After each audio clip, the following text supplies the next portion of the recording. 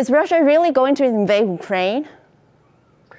Well, that's very much the question on everyone's mind right now. It's estimated that there are somewhere between 130,000 and 150,000 Russian troops along the Ukrainian border, not only in Russia along the border, but also in neighboring Belarus and also in the Crimea as well.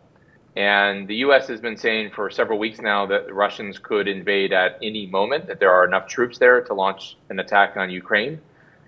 In the last 24 hours, Russia has said that they are beginning to withdraw some of those troops from the border, which is seen as a good sign, as a sign maybe of de-escalation. But according to U.S. and NATO officials, they say, we don't know how many troops Russia is withdrawing. We don't know where they're going.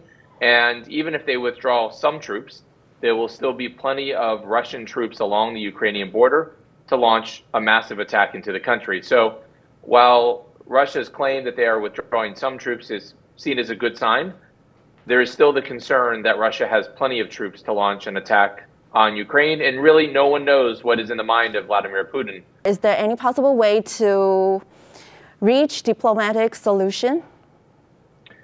The signs we've seen the last few weeks was that diplomacy is keeping people talking, it's keeping people engaged. We've seen a flurry of activity from Emmanuel Macron, the French president, coming to both Kyiv and to Moscow. We've seen Chancellor Scholz, the German chancellor, arrive here into the region as well. They're talking, and what we heard from the Kremlin yesterday and heard from the White House yesterday as well, which is that nobody wants a war. So that's a good sign.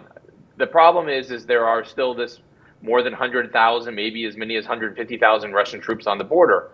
Russia says these are just training exercises, that this massive troops is not an invasion force. But most people looking at it say this is a bigger force than is needed for a training exercise. So there's still this concern. But as long as world leaders are talking, I think there's a good sense that a war can be averted. But as long as these troops are along the border, there is still going to be this concern.